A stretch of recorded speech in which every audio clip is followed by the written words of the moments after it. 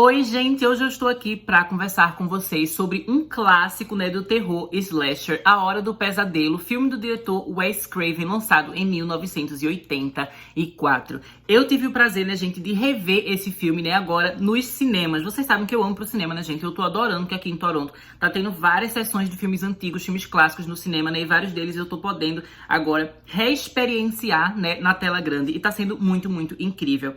Eu tinha planejado gravar um vlogzinho, do meu caminho até o cinema e indo lá no cinema, enfim, assistindo o filme. Mas eu acabei não gravando, gente, porque naquele dia a minha sessão foi bem tarde da noite, então tava super escuro e tava chovendo bastante, então não dava pra gravar nada, assim, na rua, não dava pra mostrar nada pra vocês, do meu caminho pela cidade. E depois que eu cheguei no cinema, eu devo confessar que eu fiquei com uma vergonhazinha de gravar, porque dessa vez eu estava com um acompanhante, Eu fui com meu amigo Eric, inclusive é gringo, viu, gente, da Costa Rica, Tava com ele vendo o filme, que ele é fã de terror também, E ele, inclusive, foi um dos meus amigos que foi comigo assistir Halloween Ends no cinema ano passado. Acho que eu mostrei pra vocês, que eu fiz todo um grupo, assim, do meu college aqui e comigo assistir Halloween Ends. Vários deles nem sabiam nada de filme de terror, tinha medo de filme de terror, mas eu convenci todo mundo aí, Eu acho que eu traumatizei eles, porque eles realmente, vários tinham medo de terror, gente? Mas agora, finalmente, esse aqui, ele gosta de terror, o Eric, então ele foi comigo. E ele também gostou bastante, gente, da experiência de rever esse filme aqui nos cinemas. Mas então, sem enrolação, vamos conversar mais, como foi a minha experiência e relembrar um pouco desse clássico maravilhoso.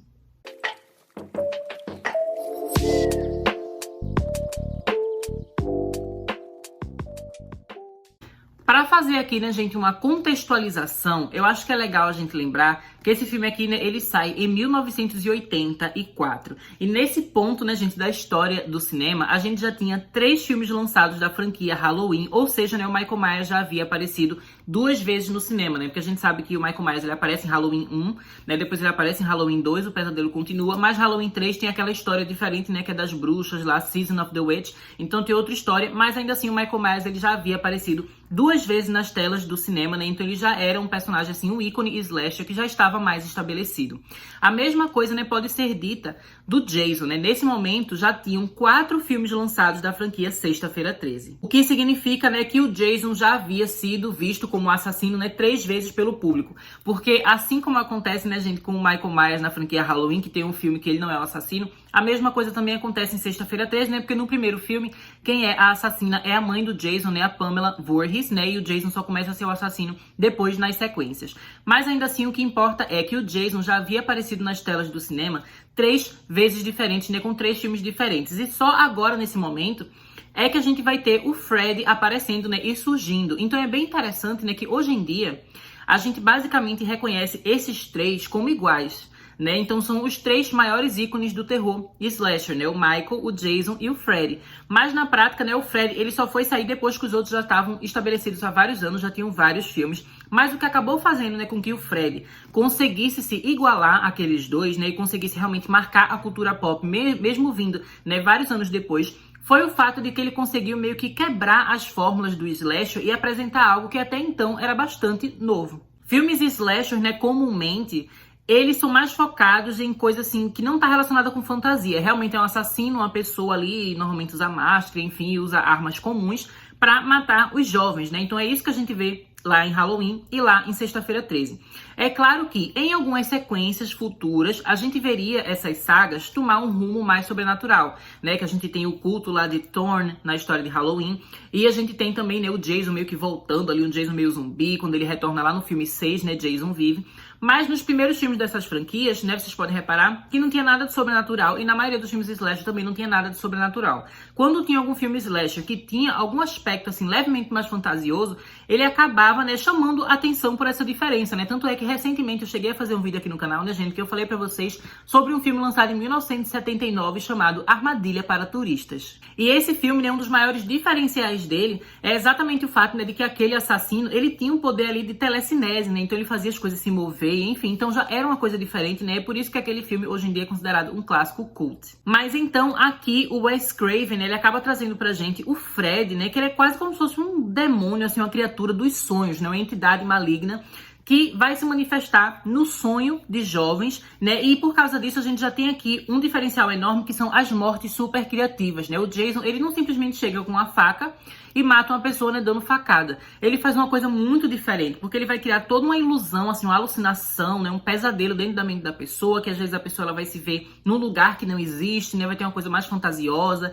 e aí ele faz coisas que são fora do normal, fora do natural, né, como por exemplo aquela cena icônica que ele vai estendendo os braços dele como se ele fosse quase o Senhor Fantástico, né, do Quarteto Fantástico, ou a Mulher Elástica, né, dos Incríveis. Então ele vai ali, né, estendendo os braços dele. Tem um momento que ele acaba tirando o rosto dele também da cara, né, e mostra assim a carne viva por baixo. Então ele acaba conseguindo aterrorizar os jovens, né, aterrorizar também o espectador de formas muito diferentes, né, do que era visto até então. Outra coisa que a gente também pode ver como diferencial é que outros assassinos slasher, né, eles normalmente não tinham muita personalidade e vários deles nem mesmo chegavam a falar. A gente sabe que o Michael Myers, ele parece uma porta assim parada, que ele não tem reação nenhuma. E essa é exatamente a graça dele, né, gente, dele ser aquela coisa que é o mal absoluto, então ele não tem reação, ele não demonstra emoção, ele só vai ali matando, matando, matando, como se ele fosse uma criatura realmente super maligna, como se ele fosse a personificação do mal.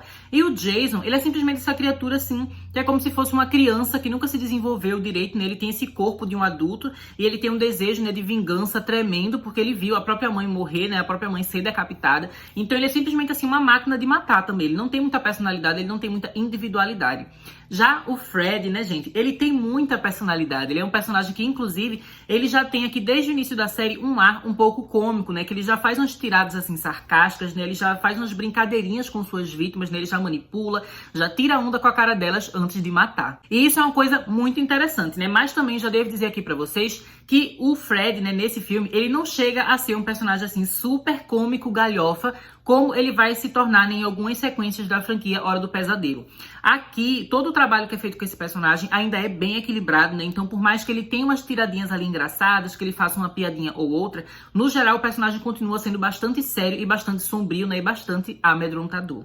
Outra coisa sobre esse filme, né, que também é meio que uma diferença, é o fato de que o Wes Craven, né, gente, no início da carreira dele, os filmes dele tinham uma pegada que era bem mais pesada, mais séria, mais sombria, mais horrível também aquilo que a gente tava vendo em tela, né? Então ele tem um filme Aniversário Macabro, ele tem um filme, né, Quadrilha de Sádicos, que inclusive eu também comentei recentemente aqui no canal. Mas aqui, né, com Hora do Pesadelo, ele já tava numa outra fase da carreira dele, que é quando ele tava fazendo filmes de terror que são, assim, mais divertidos, né, que são mais legais, a gente vê que é mais, tipo, entretenimento, né? Não é só uma coisa pra aterrorizar a gente, horrorizar a gente, mas também que é aquele terror que é gostosinho de se assistir, né? Então era esse tipo de terror que ele estava fazendo agora, né, que inclusive ele continuaria fazendo isso, né, por muitos anos, né, criando também a franquia Pânico, né, que também é dirigida por ele. Então o Wes Craven, ele também estava numa outra fase, né, da carreira dele. Então tudo isso meio que vai se juntando para fazer com que a Hora do Pesadelo tenha estourado, assim, tenha explodido, né, em sucesso quando ele foi lançado no ano de 1984, né, porque era realmente uma produção muito diferente e que fazia o gênero slasher, né, parecer uma coisa assim mais fresh, sabe, mais nova, que estava trazendo coisas que a gente nunca tinha visto antes. Mas então, né, gente, vamos relembrar aqui mais ou menos qual é a história, né, de A Hora do Pesadelo. Então aqui a gente vai acompanhar a Nancy e os seus amigos, né, ali na escola, que eles estão estudando, tudo mais, na Elm Street, né, ou seja, na rua Elm, que é ali onde eles moram. E eles acabam tendo um pesadelo em comum, né? Vários deles têm ali o mesmo pesadelo com esse cara que parece ter facas no lugar dos dedos, né? Que ele tá usando um suéter listrado e que ele tem a cara queimada, e enfim. Então todos eles estão meio aterrorizados com esse sonho que eles tiveram. Especialmente a Tina, né, que é amiga da Nancy, e que a mãe dela parece que vai viajar, né, vai fazer alguma coisa, então ela vai dormir sozinha em casa. E como ela teve esse pesadelo recentemente, ela tá com muito medo, então ela pede pra Nancy, né, e o namorado da Nancy irem lá ficar com ela, né. Inclusive o namorado da Nancy, quem faz o papel dele é o Johnny Depp, né, aqui tendo a sua estreia enquanto ator, né, esse foi o primeiro trabalho dele. Mas acontece, né, gente, que dentro ali daquele grupinho de amigos, tem um menino ali que é meio que o bad boyzinho, né, que ele tem um crush ali na Tina, a gente vê que ele e a Tina se gostam, e ele acaba aparecendo ali no meio daquela noite, né, ele e a Tina acabam ficando juntos, eles têm relações, né, inclusive isso é uma coisa bem interessante, né, gente, que filmes slasher, eles sempre costumam ter essa questão, né, da sexualidade, pelo menos tem uma cena de sexo e na maioria dos slasher, né, a gente acaba vendo. Mas eu acho que é interessante que essa cena aqui, né, de Hora do Pesadelo, é uma cena que você não vê muito, assim, exploração do corpo feminino. Eu achei que foi super bem trabalhada. É uma cena que é bem curtinha, mas que é mais focada realmente na diversão que ambos os jovens estão tendo naquela relação sexual, né? Então, eu achei que isso foi legal, porque faz o ato parecer uma coisa, né, divertida e legal. Diferente, às vezes, de outros filmes que a mulher ali parece um objeto e só o cara parece estar se divertindo, né? Então, eu acho legal que o Wes Craven tenha feito isso, né? Especialmente considerando, né, que na fase anterior da carreira dele, quando ele fazia outros filmes, ele costumava lidar muito, assim, com elementos de violência sexual, né? Então tinha muitas cenas de sexo, assim, no trabalho dele, ou pelo menos de uma insinuação de uma coisa sexual que era mais violenta, assim, mais bruta e mais ruim. Já que nesse filme, ele vai trazendo uma cena que é legal, né, para ambos personagens, que a mulher tá confortável, enfim. Então eu quis falar que essa diferença, né, gente, eu acho que é uma coisinha interessante da gente mencionar sobre esse filme, né? Mas enfim, depois que eles têm a relação ali, que tá todo mundo dormindo na casa, né, a menina, a Tina, ela acaba tendo mais uma vez um sonho com o Jason. Gente, que bug foi esse na minha cabeça? Jason não, um sonho com o Fred. É porque eu tô vendo tanta franquia de terror ultimamente, fazendo vídeo aqui no canal, que confundo na minha cabeça. Ela tem um sonho com o Fred, né? E aí o Fred vai perseguindo ela no sonho, e ele acaba matando ela. Inclusive, né, gente, isso vai gerando uma das minhas cenas favoritas desse filme aqui. Que basicamente, né, enquanto ela tá morrendo dentro do sonho, no mundo real, o corpo dela começa a ter aqueles mesmos cortes, assim, né, como se fossem as garras do Fred. E ela começa a sangrar, o corpo dela também começa meio que flutuar, e ela vai, assim, pro teto do quarto, né? E o namoradinho dela ali acorda, ele fica aterrorizado com tudo aquilo que ele tá vendo, né? Ele começa a gritar pelo nome dela e fica tudo melado de sangue. Eu amo essa cena.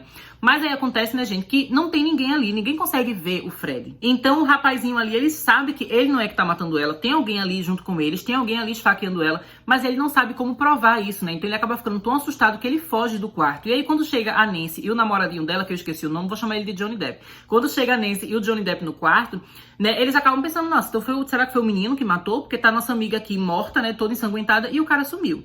Então depois a gente vai ver, né, eles indo pra polícia, né, a gente descobre que o policial lá que tá cuidando do caso é o pai da Nancy, né, e os dois pais da Nancy, eles são separados, né, a Nancy, ela vive com a mãe, e o pai tá lá trabalhando na delegacia. Inclusive a mãe dela, né, desde o início do filme a gente vai vendo que ela tem um problema com álcool, né, ela tá sempre ali alcoolizada, né, e tem várias cenas aqui no filme que meio que vai estabelecendo de uma forma, assim, bem sutil, que todos os pais parecem ser meio problemáticos, né, que eles parecem ser meio traumatizados com alguma coisa, né, enfim, a gente vai ver que a relação dos pais e dos filhos aqui nesse filme é esquisita, mas especialmente, né, a mãe da Nancy, que ela é a que mais, obviamente, a gente percebe que ela tem esse problema, né, com o álcool. A partir desse momento, né, gente, o filme, ele vai tomando um rumo que eu acho muito legal, porque basicamente ele vai se transformar num filme de mistério. Então, a gente não sabe ainda quem é o Fred, a gente não entende como isso funciona, dele matar as pessoas no sonho e a pessoa morrer no mundo real. Então, a Nancy, ela basicamente vai querer ficar descobrindo sobre isso, ela vai querer investigar sobre isso, né? Então, tem um momento que a polícia encontra, né, aquele amigo dela que o pessoal achava que tinha matado a Tina, o menino é preso.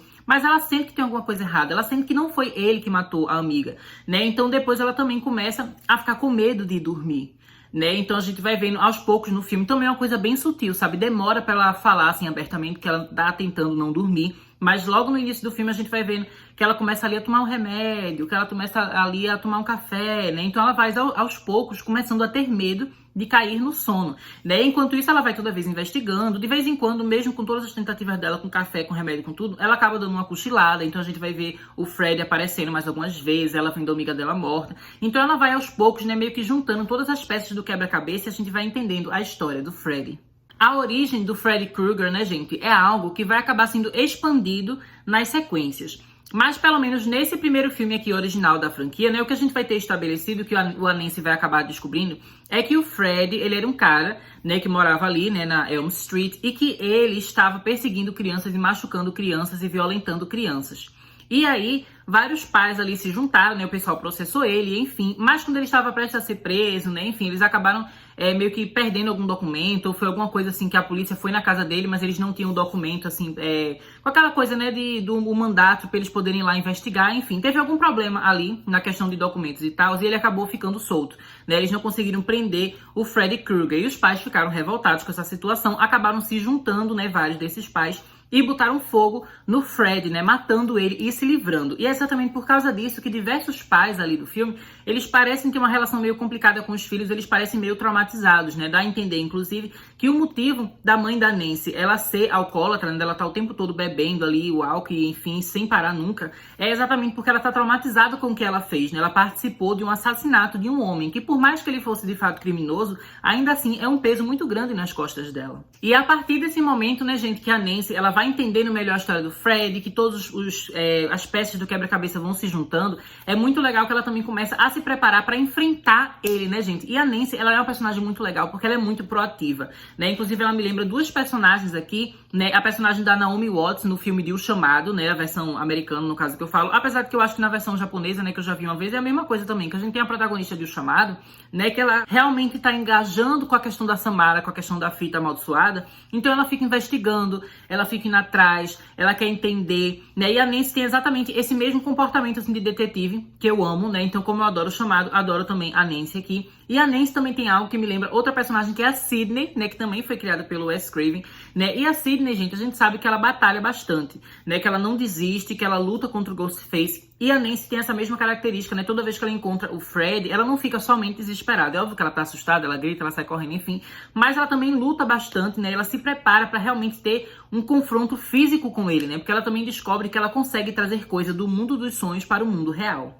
Isso acontece, né, em um momento que a mãe dela vai levar ela, né, num hospital ali, que eles vão tentar analisar o cérebro dela pra ver o que tá acontecendo durante esses sonhos. E aí ela tem um encontro com o Fred, que ela acaba conseguindo pegar o chapéu dele e trazer pro mundo real, né? Então ela percebe que isso é possível. E a gente também vai vendo durante o filme ela lendo um livro, né, explicando como fazer armadilhas, né, como você capturar alguém, enfim. Então ela faz essas leituras durante o livro. E aí quando tá chegando no final do filme, ela decide fazer todo um plano, né, que ela vai trazer o Fred pro mundo real. E aí ela já vai ter colocado várias armadilhas pela casa dela, né, pra ajudar ela a enfrentar o Fred. Então eu acho que isso é muito legal, a gente ver essa personagem, que ela é tão proativa, que ela é tão batalhadora, né? Eu acho que ela é uma ótima Final Girl, né? A Nancy é muito icônica. E aí, durante o filme, a gente vai tendo mais mortes, né, gente? O menino lá, que ele ficou preso, que o pessoal pensava que ele tinha matado a Tina, ele acaba morrendo, né? A morte dele, o Fred, faz parecer que foi um suicídio. Então, o pessoal não consegue explicar direito, mas a Nancy, ela sabe que foi o Fred que matou ele, né? E o boyzinho da Nancy, né, gente? O Johnny Depp, ele também tem uma das mortes aqui, que é uma das minhas favoritas, que é que ele tá no quarto, né? Ele dorme assistindo TV. E aí vai fazendo como se fosse um buraco dentro da cama, que ele começa a entrar e vem todo aquele redemoinho de sangue, que é aquela coisa absurda. Eu amo essa cena, gente. E eu devo dizer que ver essa cena na tela do cinema foi a coisa mais maravilhosa do mundo. Vocês sabem que eu amo sangue, e essa é a cena mais sangrenta aqui desse filme, né? Então eu adoro, gente, tudo sangrando assim. Ai, foi tão legal a gente ver isso na tela grande. Eu amei muito, né? Então depois a Nancy, ela basicamente vai se ver sozinha ali. O pai não acredita direito nela, ela fica pedindo ajuda do pai, ela fala de coisa pro pai, fala pra mãe também, mas a mãe é beba ali, nem entende nada, né? Mas o pai, ele tá sóbrio, sabe? Ele simplesmente não dá muita atenção pro que ela fala, né? Isso me irrita, porque tem vários momentos que dava pra ele ajudar e ele não ajuda.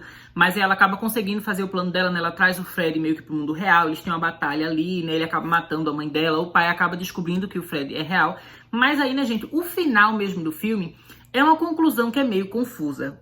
Basicamente, uma coisa que acontece muito em filme de terror, né? É às vezes eles têm aqueles finais em aberto, né? Que meio que dá pra entender que o mal ainda está solto, que ainda tem algo pra rolar ali, né? Inclusive, o final de Halloween é assim, né? Que o Dr. Loomis, ele não consegue matar o Michael Myers, né? Ele dá os tiros, o Michael Myers, ele cai ali da varanda, né? Da casa, e depois, cadê o corpo dele? Né? E fica mostrando a câmera, mostrando todos os cantos, né? Que o filme aconteceu, todos os cenários, e mostrando, meu Deus, onde é que tá o Michael Myers? Né? Então, eles deixam essa coisa aberta, assim, tipo, o mal ainda tá por aí. A mesma coisa é em Sexta-feira 13, né? Que depois que a gente tem um final lá, com a personagem, que ela tá no laguinho, não sei o que, de repente aparece o Jason, criança, saindo do lago e atacando ela, né? Depois ela vai pro hospital e fala, mas o menino ainda tá lá no lago, né? E todo mundo, que menino? Não tem nenhum menino nenhum. Ela fala, meu Deus, então se ninguém viu ele, ele ainda tá lá, né? Então deixa essa coisa em aberto. O final de Hora do Pesadelo também tem essa mesma vibe. Então a gente vê aqui parecendo que tá tendo um final feliz, que tudo deu certo, que o plano da Nancy, né, tudo aconteceu do jeito que ela queria, e aí a mãe dela tá viva, os amigos dela estão vivos, mas aí ela vai entrar no carro, né, e aí você vê que é tudo ali um pesadelo que tá acontecendo, aí o carro acaba se transformando, né, ele fica com as cores assim, né, do suéter, né, do Fred, e aí ela começa a gritar dentro do carro, e a mãe dela acaba morrendo, né, a gente vê o Fred meio que puxando ela ali pela janelinha, né, um buraquinho que tem ali na porta, né, e ela acaba morrendo. Eu amo, inclusive, essa cena, né, gente, porque é bem óbvio que não é a atriz ali que é uma boneca, uma boneca de pano, né? Então eu sempre achei essa cena engraçada. Mas enfim, o filme termina desse jeito, meio que deixando você em dúvida, tipo, a Nancy venceu ou o Fred venceu? E a gente sabe que a Nancy, ela volta lá no terceiro filme, então no caso a Nancy venceu. Mas é um final que fica meio confuso, que não faz muito sentido. Mas ao mesmo tempo que não faz muito sentido, a gente passa pano, porque é uma cena que já virou icônica, gente. A boneca de pano entrando ali pelo buraquinho na porta já é uma coisa tão icônica, tão maravilhosa, que a gente passa pano mesmo que não faça sentido, a gente ama esse final. E no geral, gente, a experiência de ver A Hora do Pesadelo no cinema foi uma coisa muito, muito maravilhosa. Eu estou amando, gente, as minhas experiências, né, de ver filme antigo, maravilhoso de terror no cinema. Eu sempre digo pra vocês que eu acho que filme bom é bom em todo canto, né, esses filmes, inclusive, eu já tinha assistido em casa e já tinha amado em casa. Mas você ter a experiência de poder ir no cinema, é como se fosse você ver o filme pela primeira vez, sabe? É como se você fosse renovar a sua experiência com o filme. Então é muito incrível. E eu espero que isso aconteça mais e mais aqui em Toronto, gente. Porque toda vez que tiver um filme antigo maravilhoso, eu vou lá assistir e vou fazer vídeo aqui pra vocês, né, gente? Então eu espero que vocês tenham gostado desse conteúdo.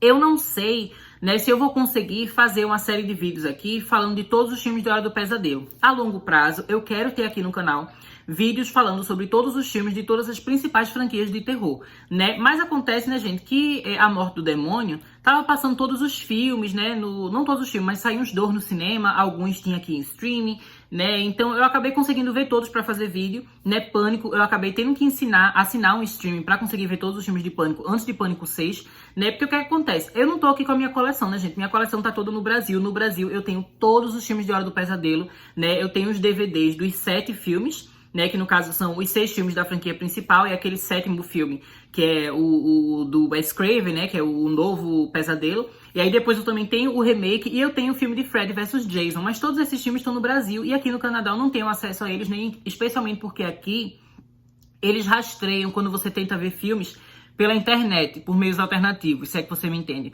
Então acaba sendo complicado eu ter acesso a todos os filmes, já que a minha coleção tá lá no Brasil e aqui eu não encontrei esses filmes em streaming.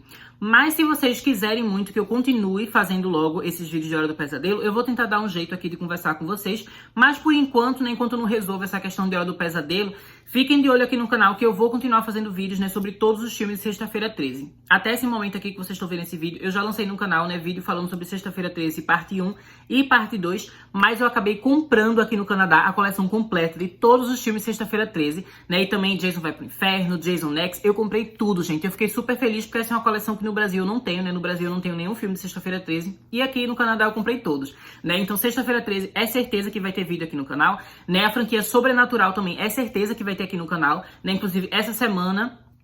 Eu não sei se ainda vai sair ou se já saiu, porque eu não gravo os vídeos na mesma ordem que os vídeos são lançados no canal. Mas enfim, vai ter vídeo, né, de Sobrenatural aqui. Já gravei, inclusive, o vídeo falando sobre o primeiro filme, né? Então vou fazer sobre os 4 filmes de Sobrenatural antes do filme novo. Também vai ter vídeo esse ano aqui, né, gente, sobre todos os filmes de Jogos Mortais, porque esse ano vai ter Jogos Mortais 10. E eu também comprei a coleção completa de Jogos Mortais aqui no Canadá, que eu não tinha no Brasil. E no Brasil eu só tinha o filme Jigsaw, que é Jogos Mortais 8. Mas aqui eu acabei conseguindo comprar o box com os 9 filmes, né? Então assim, várias franquias de terror. Vai ter vídeo esse ano aqui no canal, né? Então se você gosta de terror e não tá inscrito ainda, já se inscreve que eu tenho certeza que você não vai se arrepender. Mas é isso, né, gente? Deixo vocês por aqui. Até mais!